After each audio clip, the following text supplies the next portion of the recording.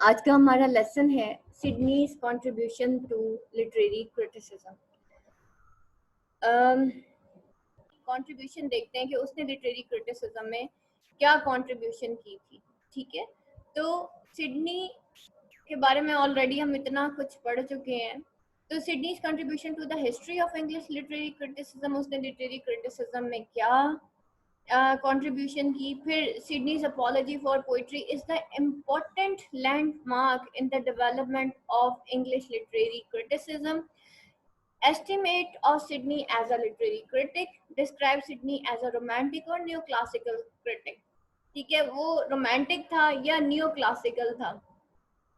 What is the difference between romantic and neoclassical? हाँ जी class, कौन थे romantics और neoclassical कौन थे? और उसके बाद है और draw out the merits and the shortcomings of an apology for poetry as a work of literary criticism. और मेरिट्स और शॉर्टकमिंग्स बताएं an apology for poetry as a work of literary criticism. ठीक है, मेरिट्स और demerits दोनों बताने आपने। दूसरा, Philip Sidney as a Renaissance element, Renaissance critic.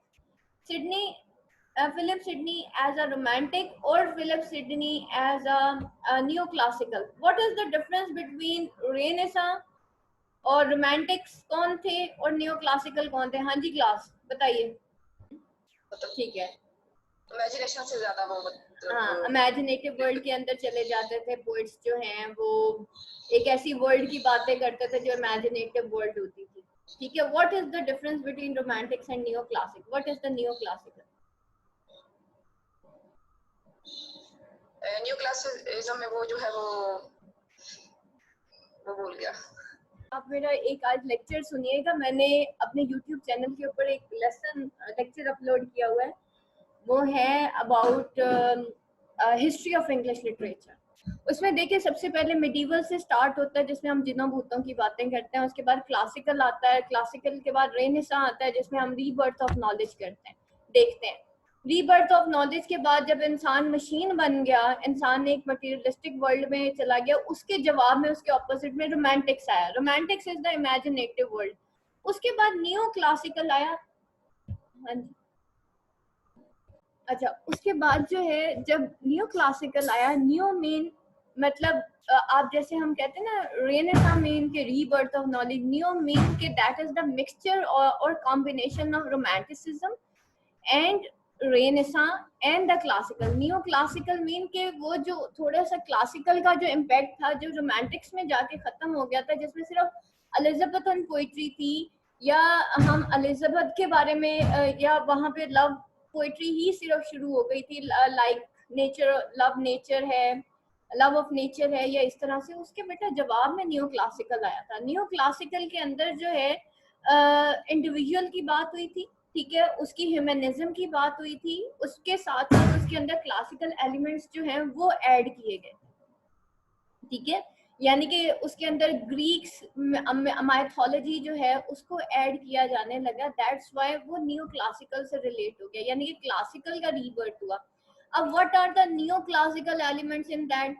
Philip Sidney तो रेनेसां से ताल्लुक रखता था, तो क्यों यहाँ पे नियो क्लासिकल का वर्ड यूज हुआ? The reason is that Philip Sidney ने अरिस्टोटल पोएटिक्स जो कि क्लासिकल इरा से ताल्लुक रखती थी। क्लासिकल में यही हुआ था ना कि पुरानी और या फिर रेनेसां में यही हुआ था कि रीबर्थ ऑफ नॉलेज हुई थी, पुरानी किताबों को जो है दोबारा से पढ़ा गया था। और क्लासिकल में क्या था कि जो भी हमारी ग्रीक ट्रेजेडीज थी वो सारी जो है वो क्लासिकल में ही आ जाती है, अगर एडिपस रेक्स देखें या फिर ये सारी चीजें देखें। लेकिन उसके बाद का जो दौर था वो रीबर्थ ऑफ नॉलेज था, जिसमें इंडस्ट्रियलाइजेशन हुई, लोगों ने आगे जाना शुरू किया, साइंस की एक्सप्लोरेशन हुई। तो नियो क्लासिकल मीन के ना सिर्फ इंडिविजुअल की बात हुई, साइंस की बात हुई, बल्कि उसके अंदर जो है कुछ क्लासिकल चीजें, कुछ ग्रीक मिथ्स जो है वो भी ऐड होने लगी। दैट्स व्हाई उसको नियो क्लासिकल कहा गया। या फिर लोगों ने सिर्फ मोहब्बत की बातें या लव पोइट्री तक वो उनका एम्फेसाइज नहीं था, उसको टोटली नेगेट करके उन्होंने कहा नहीं भाई, हमें थोड़ा सा जो है मतलब पुरानी चीज़ों को भी दोबारा से, वो जो पुरानी चीज़ें जो रोमांटिसिज्म में बिल्कुल ख़त्म हो गई थी उनको दोबारा से ऐड किया जाने लगा। तो अगर हम टी.एस. इलियट को देखें और फिलिप सिडनी को देखें तो दोनों ही न्यू क्लासिकल क्रिटिक हैं।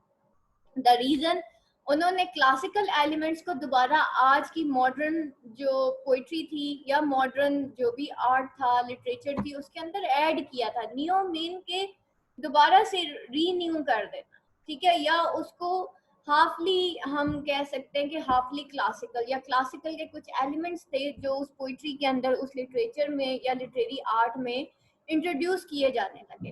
तो अगर आप पोइटिक्स ये जो है एन अपॉलजी फॉर पोइट्री देखें, उसके अंदर उसने क्या किया, उसने जो है एक जगह पे जाके अरिस्टोटल पोइटिक्स से भी कुछ रेफरेंसेस लिए और उसने वहां पे ऐड किए। अब वो कहता है कि describe Sidney as a romantic, कि सिडनी क्या वो रोमांटिक दौर से ताल्लुक रखता था या फिर नियो क्लासिकल से ताल्लुक रखता था। इसी तरीके से Sidney as a renaissance critic आ जाए तो फिर आप क्या लिखेंगे कि जी वो renaissance means rebirth of the knowledge, ठीक है, उसके अंदर रीबर्थ ऑफ नॉलेज हुई थी। उसने पुराना नॉलेज उठा के, उसने ना सिर्फ स्टीफन गॉसन को एट द प्रेजेंट रिब्यूक किया था, जो कि हम, बल्कि उसने एज अ मतलब रेनेसां क्रिटिक था, उसने रीबर्थ ऑफ नॉलेज भी की थी। उसने अरिस्टोटल को भी, अरिस्टोटल की पोइटिक्स को भी उसके अंदर अपनी एन अपॉलजी फॉर पोइट्री में कोट किया था, और उसने वो प्लाटो का रेफरेंस लिया था अरिस्टोटल पोइटिक्स से। सेम इज द केस, उसने प्लाटो का रेफरेंस लिया था द रिपब्लिक में से। तो ये चीजें बेटा आप लोगों को पता होनी चाहिए कि अगर रोमांटिसिज्म की बात होती है या नियो क्लासिकल की बात होती है तो क्या होती है। आज आप लोगों ने, मैं लिंक आप लोगों को शेयर करूंगी, आपने हिस्ट्री ऑफ इंग्लिश लिटरेचर का बेटा वो मेरा लेसन जरूर अटेंड करना है, क्योंकि जब मैं स्टार्ट करवाती हूँ ना पार्ट 1 को और पार्ट 2 भी, जब न्यू सेशन स्टार्ट होता है, उनको पहला लेसन यही दिया जाता है कि हिस्ट्री ऑफ इंग्लिश लिटरेचर, उसके अंदर सारे इराज हैं, उन इराज के ट्रेड्स हैं जो मैंने स्टूडेंट्स को बताए हुए। सो काइंडली उनको एक दफ़ा ज़रूर पढ़िए, ठीक है। और यूनिवर्सिटी में history of English literature as a subject पढ़ाया जाता है। आपको एज अ सब्जेक्ट तो मैंने नहीं पढ़ाया, लेकिन मैंने एक जनरल टॉपिक के ऊपर 2 दफ़ा 2 वीडियोस हैं मेरी, दोनों खोल के देखिएगा उसके अंदर क्या मैंने बताया होगा। फिर वो कहता है draw out merits and shortcomings, ठीक है, मेरिट्स और डिमेरिट्स बताने हैं आपने। Philip Sidney is the first great critic of Renaissance, while all other great English critics came afterwards. Philip Sidney जो है वो पहला great literary critic था Renaissance का, बाकी जो great English critics हैं वो उसके बाद आए थे, ठीक है। Dr. Johnson was wrong when he described Dryden as the father of English literary criticism.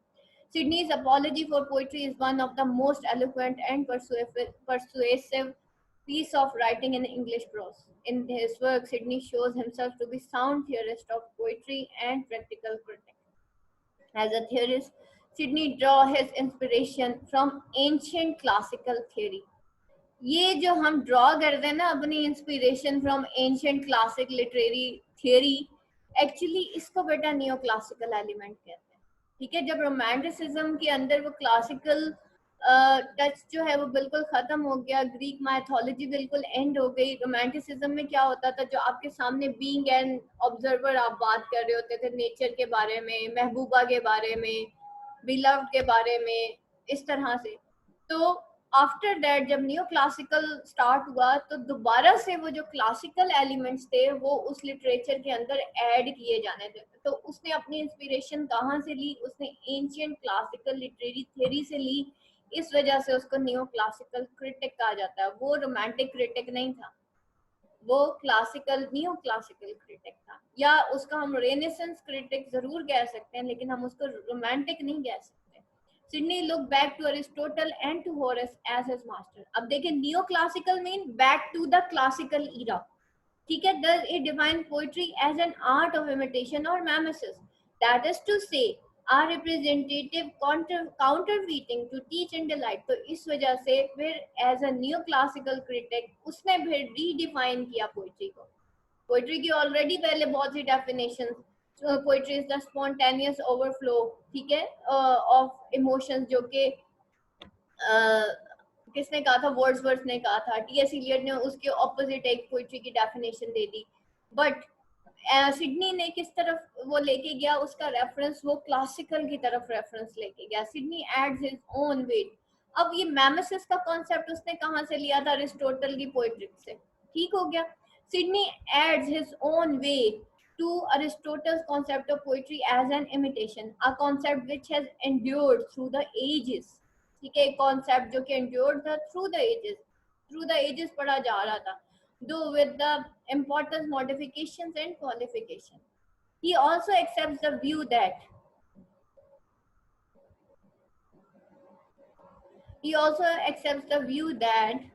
the end of poetry is to teach and to delight. Like Horace, he puts teaching first and delight in the second place. ठीक है, उसने Horace की तरह जो है teaching को first place पे रखा और delight in the second place रखा. Does again show his classical roots. आज आप लोगों ने ना एक काम करना है, आप लोगों ने न्यू क्लासिकल एलिमेंट्स के कोई से 3 या 5 ट्रेड्स लिखने हैं और साथ ही रेनेसेंस के 5 ट्रेड्स लिखने हैं और साथ ही आप क्लासिकल के 5 ट्रेड्स लिखेंगे. बेटा एजेस के ट्रेड्स जो हैं वो आपको पता होने चाहिए. इन केस क्वेश्चन आता है एटलीस्ट उसका इंट्रोडक्शन तो स्ट्रॉन्ग बना लेंगे ना आपके न्यू क्लासिकल होता क्या है. ठीक है, तो ये आपने जरूर करना आज. तो उसके बाद आगे चलते हैं. Sidney's greatest contribution to English literary criticism is his vindication of poetry and his effort of exalting it above all other kinds of learning, though in this respect he may be charged with an overstatement and with a certain degree of exaggeration. और फिर वो जो है in this respect अगर देखा जाए तो वो उसको चार्ज किया गया विद एन ओवर स्टेटमेंट और एक सर्टेन डिग्री ऑफ एग्जेजरेशन के साथ. According to Sidney's poetry needed a vehement defence because it was assailed chiefly on grounds of immorality. ठीक है, अकॉर्डिंग टू सिडनी पोएट्री को जो है एक बहुत शदीद किस्म के डिफेंस की जरूरत थी क्योंकि उसको मिसयूज किया जाने लगा, उसको रिब्यूक किया जाने लगा, उसके खिलाफ बातें की जाने लगी, उसके ऊपर ये चार्ज लगा दिया कि on the grounds of immorality कि वो जो है शायद पोइट्री जो है इमोरल है. Stephen Gosson in his School of Abuse charge theatre with all sorts of corruption. और वो जो स्टीफन गॉसन था in his School of Abuse, उसने एक किताब लिखी थी स्कूल ऑफ अब्यूज. उसने चार्ज कर दिया थिएटर को कि ये थिएटर पे उसने पूरे का पूरा इल्जाम लगा दिया लिटरेरी थिएटर पे with all sorts of corruption and draw support of Plato's banishment of both poets and poetry in his Republic commonwealth. और उसने फिर कहा कि भाई उसने एक तो पहली बात ये थिएटर को चार्ज कर दिया with all sort of corruption कि भाई यही करप्शन की असल जड़ है. And poetry in his Republic commonwealth और and draw support of Plato's banishment of both poets and poetry. और उसने सपोर्ट किसकी ली? उसने कहा कि भाई प्लाटो ने क्योंकि बैनिश कर दिया था पोएट्स और पोएट्री को, इस वजह से जनाब ये जो है ना करप्शन की असल जड़ ही पोएट्री है. ठीक है, Sidney thought it incumbent upon himself to reply to Gossen's indictment, and Sidney's defense is justly regarded as masterpiece of its kind. Sydney ने जो है अपने ऊपर ठान ली थी कि भाई उसको गॉसन की इस इंडिक्टमेंट का, इस चार्ज का जो है जवाब देना है. और सिडनी ने उसको डिफेंस किया. Is justly regard as piece of its kind, not only regard at the content but the style of writing. और सिडनी ने उसको डिफेंस किया जस्टली. ठीक है, जस्टली उसको डिफेंस किया. Is justly regarded as masterpiece of, जो कि जिसको फिर बाद में रिगार्ड किया गया सिडनी की अरिस्टोटल पोएटिक्स को, जो कि मास्टरपीस था एज इट्स काइंड. यानी कि उसकी किताब जो है वो एक मास्टरपीस थी. Not only regard the content, सिर्फ आप उसके कंटेंट को हम उसके रिगार्ड नहीं करते बल्कि उसके स्टाइल ऑफ राइटिंग के हिसाब से भी अगर अपॉलजी फॉर पोएट्री देखा जाए तो वो क्या है, वो एक मास्टरपीस है. Sydney begins his defense by pointing out that poetry was the earliest form of composition everywhere. मैंने आपको स्टार्टिंग में जब अरिस्टोटल पोएटिक्स पढ़ाया था मैंने आपको तभी बता दिया था कि जो अर्लीस्ट फॉर्म ऑफ कॉम्पोजिशन थी ना वो पोएट्री ही थी everywhere. And that for a long time the philosophers of ancient Greece appeared to the world in guise of poets. इस वजह से फिर उसने रेफरेंस किसका लिया? उसने क्लासिकल पोइट्स ग्रीक्स का. क्लासिकल लिटरेचर में हमने यही सारा कुछ पढ़ा था ना, हमने क्लासिकल ड्रामा पढ़ा, क्लासिकल पोइट्री पढ़ी, हमने उसमें ग्रीक माइथोलॉजी की, ग्रीक गॉड्स की बात की, ग्रीक्स की बात की, पुराने आर्ट की बात की. क्लासिकल के अंदर यही सारा कुछ हुआ था.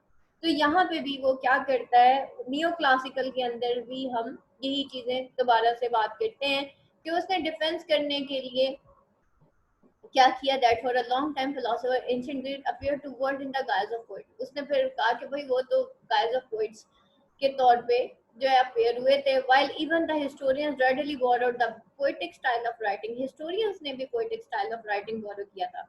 Among the ancient Romans, a poet was called Vates, meaning a diviner or prophet. The ancient Greek regard the poet as a maker. Sidney says that poet imitates the work of nature. आ रहा है इसमें new classical element. अब समझ आइए new classical क्या हो रहा है. ले रहा है वो पिछले ग्रीक से कितने वर्ड्स ले रहा है और उनको दोबारा से वो बता रहा है कि भाई वो पुरानी किताबों के अंदर तो भाई ऐसे लिखा हुआ है. ठीक है, तो रेफरेंसेस वो कहाँ से ले रहा है, वो क्लासिकल लिटरेचर से ले रहा है. और बता क्या रहा है, वो अपना व्यू पॉइंट बता रहा है, जो उस वक्त का मॉडर्न दौर था, उसका कॉन्टेम्पोरेरी सोसाइटी थी, उस दौर की बात वो कर रहा है. और उसके बाद वो क्या कहता है, तो imitates the work of nature as do other artist and man of learning. और उसने कहा ये पोएट जो है इमिटेट करते हैं वर्क ऑफ नेचर को as do other artist and man of learning, जैसे बाकी आर्टिस्ट और मैन ऑफ लर्निंग करते हैं. But the poet while imitating nature transcends it and builds a new nature. Poetry is superior to both philosophy and history so far as teaching virtue and urging human being to live virtuously is concerned. The philosopher teaches only by percept and the historian teaches only by example. Philosophers जो है वो सिर्फ by percept teach करते हैं, जबकि जो historians हैं वो by examples teach करते हैं. The poet employs both the method of percept and method of example. The philosopher convey virtue in an abstract manner, but the poet convey virtue by a concrete portrayal of virtuous character. The poet is therefore superior to philosopher. As for the historian, he describes virtue and vice through actual historical examples. But he has to remain tied to what has actually happened. The poet can mold the facts of life in any way he likes, so he has a greater freedom than the historian. History describes what was actually done, while poetry tells what is fit to be said or what is fit to be done according to the law of probability or necessity. Besides, history deals with the particular, while poetry deals with the universal. Quoting Aristotle, Sidney says that poetry is more philosophical and more serious than history. Poetry is superior to philosophy because it has the power to stir or to move the mind of reader in a way philosophy cannot do. The poet wins the mind of reader. Sidney goes on to say that it is unfair to criticize and condemn poetry. और Sydney ये भी कहता है कि भाई अब तो ये अनफेयर है कि आप क्रिटिसाइज करेंगे, कंडेम करें पोइट्री, क्योंकि all the form of poetry serve mankind in various ways. Pastoral poetry may depict the misery of people under cruel rulers, and it may also depict the happiness which the lowest can derive from the hard kind rulers. Elegiac poetry aroused the feeling of pity by lamenting the weaknesses of mankind and the wretchedness of this world. Satirical poetry cures people of their follies by making them laugh at those follies. Comedy makes people perceive the ugliness of evil and to appreciate the beauty of virtue.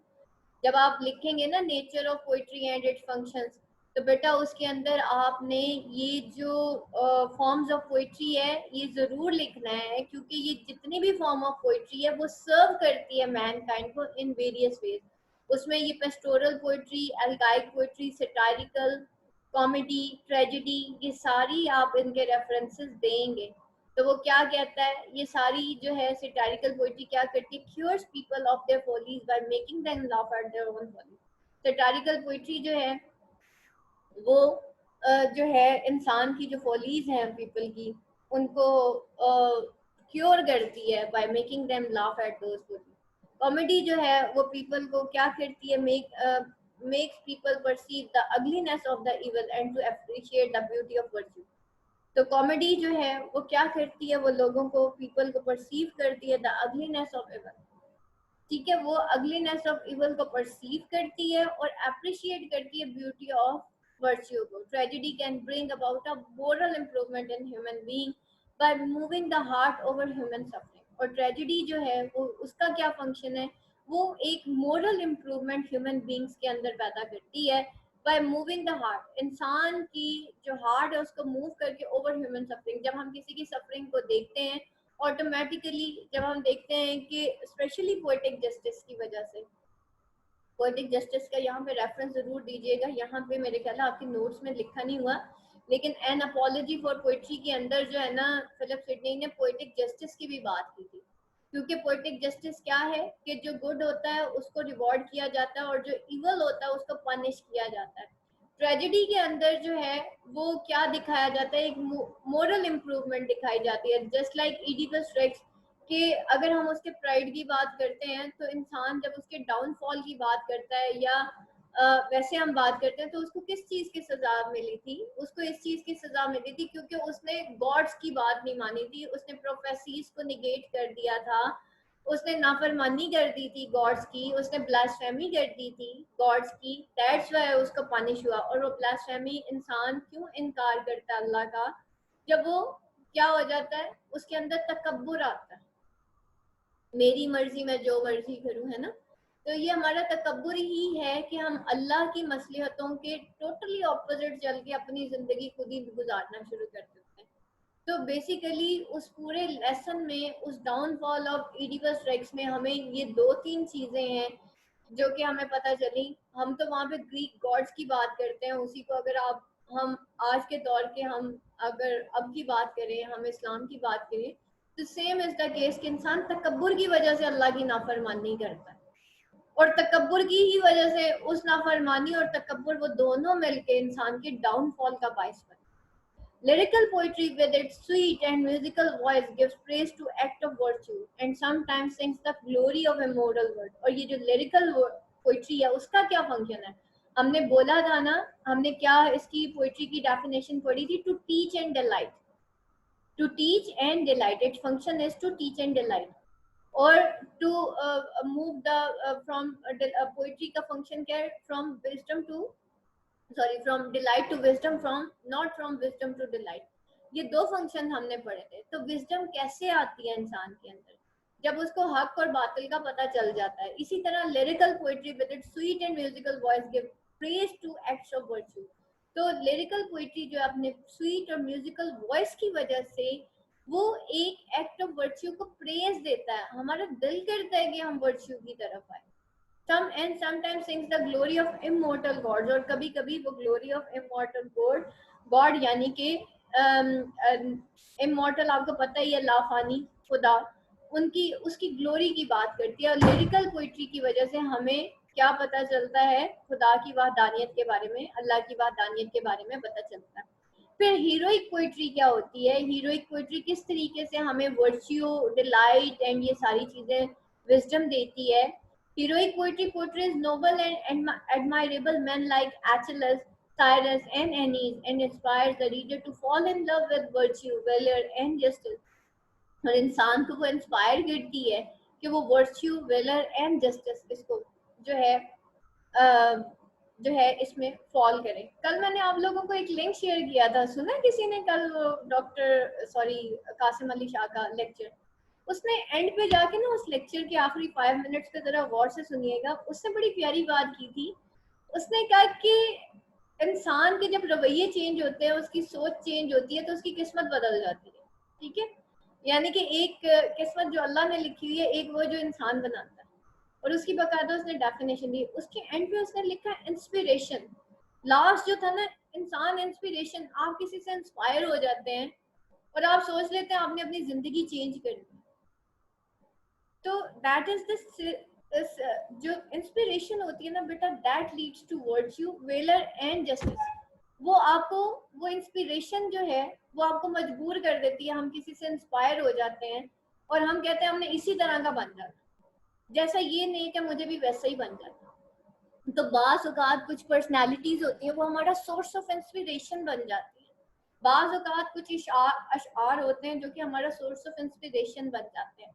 उस source of inspiration की वजह से क्या होता है, हमारी पूरी life change हो जाती है। और ये जो इंस्पायर्ड इंस्पिरेशन है ना बेटा, दुनिया में सिर्फ 0.0001% लोग हैं जो कि सोर्स ऑफ इंस्पिरेशन बनते हैं, जो पायनियर्स बनते हैं। तो ये वो सोर्स ऑफ इंस्पिरेशन, ये वो इंस्पिरेशन होती है जो इंसान की जो है मतलब उसकी सोच बदल देती है। और जब सोच बदल जाती है, उसका अंदाज बदल जाता है, तो ऑटोमेटिकली उसका किरदार बदलता है, और ये सब कुछ बदल जाने से उसकी किस्मत भी बदल जाती है। So there is no form of knowledge which can teach virtue, और कोई form of knowledge नहीं है जो कि virtue teach करता है. And also movement to acquire virtue as powerfully as poetry can. तो क्या था पोइट्री के उसका फंक्शन ही यही था, to teach and delight, and that leads to the wisdom, from delight to wisdom, not from wisdom to delight. Sidney then answers the various charges which were generally brought against poetry. He rejects the charge that poetry is the mother of lies. The poet he says he never affirms. He says never affirms anything, and he cannot therefore be accused of telling lies. The astronomer, the geometrician, and the physician may tell lies when they make certain affirmation, but the poet makes no affirmation and therefore cannot tell any lies. It is also strong to say that poetry encourages lustful love. Sidney says if any poet depicts lustful love and licentious living in his poems in an alluring manner, it is not the fault of poetry but the fault of that particular poet. अगर कोई lustful love की बात करता है कोई भी poet, तो ये पोइट्री का कसूर नहीं है, ये तो पोएट का कसूर है कि उसने ऐसे वर्ड्स जो हैं वो क्यों जो है पोइट्री के अंदर उसने ऐड किए. Sidney also repudiates the charge that poetry renders human being effeminate by weakening their emotional side. उसने ये भी इस चार्ज को भी निगेट किया कि पोइट्री जो है इंसान की पोइट्री जो है वो रेंडर कर देती है human beings effeminate by weakening their emotional, उनको एफेमिनेट कर देती है. एफेमिनेट करना यानी कि बुज़दिल कर देना, ठीक है, उनको एफेमिनेट कर देती है उनकी इमोशनल साइड, यानी कि उनको इंटरनली कमजोर कर देती है. Sidney says actually poetry encourages and inspires man to perform brave deeds, referring to Plato. Referring to Plato, Sidney says that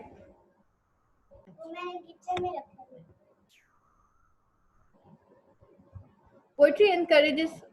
Sidney says actually poetry encourages and inspires men to perform brave deeds. Referring to Plato, Sidney says that Plato should be regarded not as an adversary of poets but as their patron. Plato did not condemn poetry; he only condemned the misuse of poetry. In his dialogue called Aeon, Plato gives high praise to poetry. देखें अब यहाँ पे ईएन की बात हो रही है तो क्या एलिमेंट आया, कौन सा एलिमेंट है, न्यू क्लासिकल एलिमेंट, ठीक है. Plato gives high praise to poetry. If Plato censures the poets, it was because he found them representing some gods as lustful and revengeful. In this respect, the poets were not really to be blamed because they were merely representing the gods in their poems in accordance with the prevailing beliefs of the people. But there are certain manners in which we disagree with Sidney. In the first place, he overemphasizes the didactic function of poetry. He repeatedly mentions virtue, virtuous action, and good conduct as the aim of poetry to inculcate. Though he does attach importance to delight, yes, his emphasis on moral instruction pushes delight into second place. उसने कहा था ना कि poetry जो है उसका क्या function है कि वो जो है that leads to from delight to wisdom, ठीक है. उसने डिलाइट को सेकंड ऑप्शन पे रखा था और फर्स्ट ऑप्शन पे उसने क्या रखा था, उसने विजडम को रखा था. तो वो यहाँ पे उसकी वही है कि फंक्शन ऑफ द पोइट्री में उसने रिपीटेडली मेंशन किया था वर्च्यू को, वर्चुअस एक्शंस को, गुड कंडक्ट को as the aim of poetry to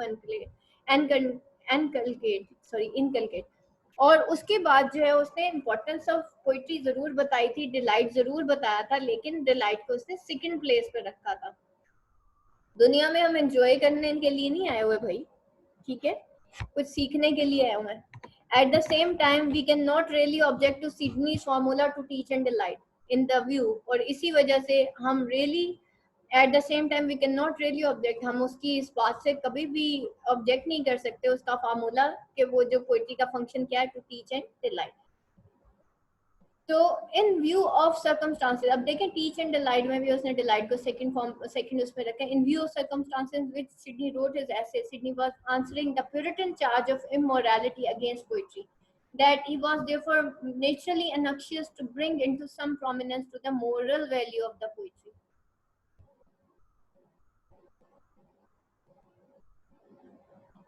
Sidney says that the poet can move the minds of his readers with a desire to be taught. और Sidney क्या कहता है कि पोइट जो है वो माइंड ऑफ रीडर्स को मूव कर सकता है with desire to be told, कि उनको टीच करके।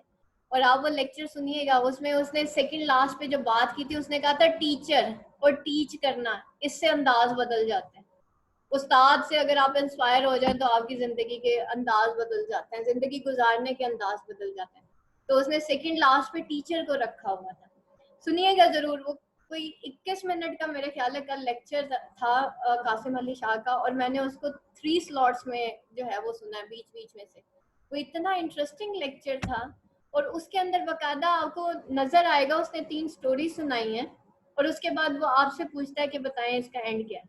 और क्रिटिसिज्म भी यही है कि वो आपके सामने एक अनएंडेड कहानी रख देता है और आपसे पूछता है इसका एंड क्या है। तो that is a very beautiful lecture, आप सुनिएगा। Sidney says that the poet can move the minds of a reader with the desire to thought.